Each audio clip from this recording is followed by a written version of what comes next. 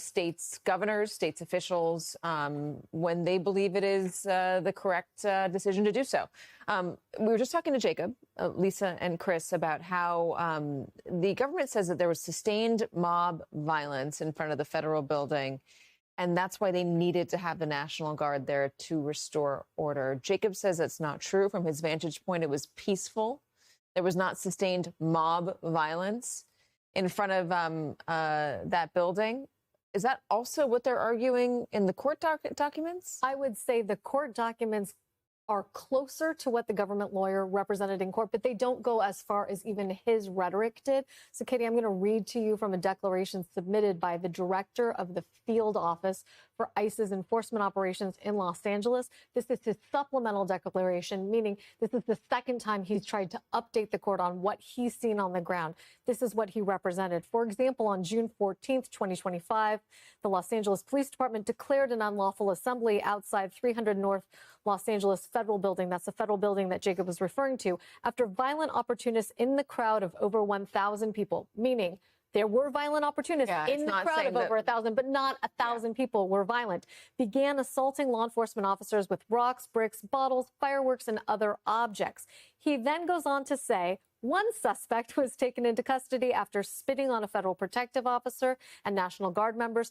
Protesters also threw red paint on FPS and National Guard members. Without diminishing the violence that is spitting on a law enforcement officer, if he's talking about one person taken into custody, that is a big difference between a sustained and uncontrolled violent mob and the picture that this gentleman is painting here in his sworn declaration to the court. I think it's so important to have people who were on the ground because it's so hard to tell from the individual images that we get, the still images that we get that show moments in time, which can make it look a lot crazier and hairier than maybe it was on the ground. Then again, we were seeing some cars on fire. Chris, as somebody who's in law enforcement, is there a way to deal with this without the National Guard being deployed? Routinely, this is dealt with without the National Guard, and certainly without the U.S. Marines, which is unprecedented being used in Los Angeles. So the mutual aid system would have allowed LAPD, which is a sizable and very professional and very capable force, to reach out to their neighboring departments, including LA County Sheriff's Department, including other federal agencies and local partners, going up to the state level with California Highway Patrol. And if all of that collectively wasn't sufficient to suppress this low-level protest, then they can request the governor provide them with National Guard support. But that didn't happen. None of it happened. And I will also point to one thing. He highlighted the Whiskey Rebellion, and it's kind of ironic here. A lot of the Patriot movement points to both Shays Rebellion and the Whiskey Rebellion, which pushing back against federal forces. The police enterprise didn't exist at the time of the Whiskey Rebellion. General Washington, then President Washington, was so concerned about this, he led the troops himself so he could mitigate the impact on the fledgling democracy. It was really concerning to him and wanted to make sure that the citizens of this country were represented and protected. Can we also point out that law enforcement now, especially law enforcement, everywhere really, but especially law enforcement in big cities, they have a lot of high-tech and very militaristic gear. They get a lot of the cast-off from what we contract for build-up on wars or what we contract to use overseas. They're not, you know, a bunch of plainclothes cops with batons or just cops in a uniform without any armor and batons. These are guys that are heavily armored. I think it's extremely concerning. Lisa and I have talked about this. The militarization of law enforcement, especially federal law enforcement, since this administration has really accelerated. And that's why you see Homeland Security agents and officers and others from across the federal enterprise showing up in tactical gear, a lot of with camouflage, which is really alarming, masked in some cases, conducting more tactical arrests when it's not needed. Yeah. You know, I was on an FBI SWAT team for a number of years.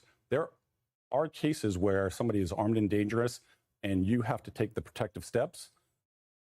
But many of these arrests are certainly not that. but it has been lionized by the DHS secretary, by the AG, and others, director of the FBI. They are demonstrating themselves wearing tactical gear and carrying, heavy weapons. Elizabeth, let's talk about the context here. The administration is arguing that it is within their rights. It is their duty to do so. They're trying to use some history, as Chris was saying, with Shays Rebellion and the Whiskey Rebellion. Give us context. When has the National Guard been sent into a state over the objections of the governor? That has been incredibly rare. And let's just point out that the law that the administration is relying on here did not exist during Shays Rebellion and the Whiskey Rebellion. So that's not really a very useful argument on the part of the government.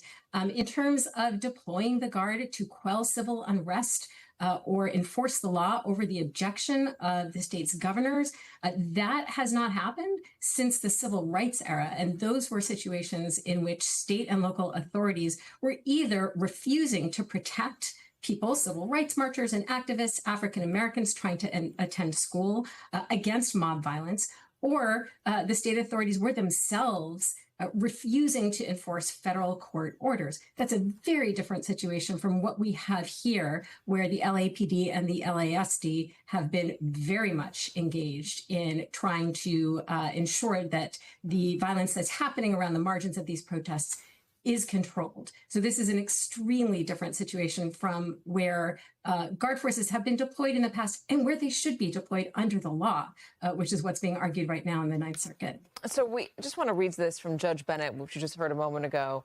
He's asking, does the court have any role here? He says, is it your view, this is to the federal government, that if the president or the future president simply invokes the statute, gives no reason for doing it, provides no support for doing, and there is nothing which would appear to a court to justify it, that the court still has no role at all in determining whether the president can use it? And the lawyer for the government, Shoemate, says that's correct, because if the statute is unreviewable, then it's unreviewable. Explain that to me in layman's terms. Well, the government went even further, because at one point, I think it was Judge Bennett who asked, suppose that the president relied on a justification that isn't even in the law. So not one of these three criteria that exist in the law, but let's say the president says, I'm going to deploy the troops and federalize the National Guard because it's Tuesday. Can the courts review that? And the government attorney said, no review.